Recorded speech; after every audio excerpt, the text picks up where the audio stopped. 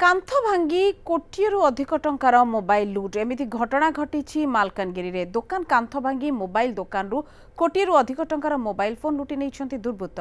मालकानगिरी जिलार सबुठु बड़ मोबाइल दुकान ओम mobile care भितरु नामी दामी मोबाइल चोरी करी नहीं चोर। सीसीटीवी रे कैद होईछि चोरी समय दृश्य।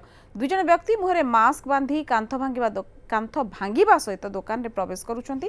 भितरे पसी आईफोन सैमसंग एवं ओप्पो वीवो कंपनी नामी दामी मोबाइल चोरी करी चली जाउछंती। गोटे बस्ता मोबाइल रास्ता कड़े चोर छाड़ी जाइछंती। अन्य सब मोबाइल दुकान सामने थिबा एक छोटिया जंगल भितर को नहीं खोल फोपाड़ी केवल मोबाइल नहीं फेरार हो जाइछंती। ए सबु पैकेट जबत करबा सहित साइंटिफिक टीम सहायता रे पुलिस तदंत जारी रखिछि।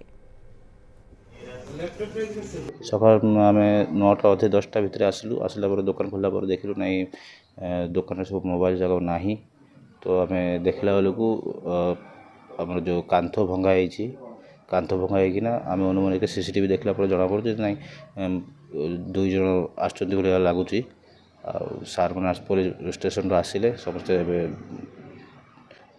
तनातना कर पाखापाखि 1.5 कोटी भितर मोबाइल नहीं जाइए।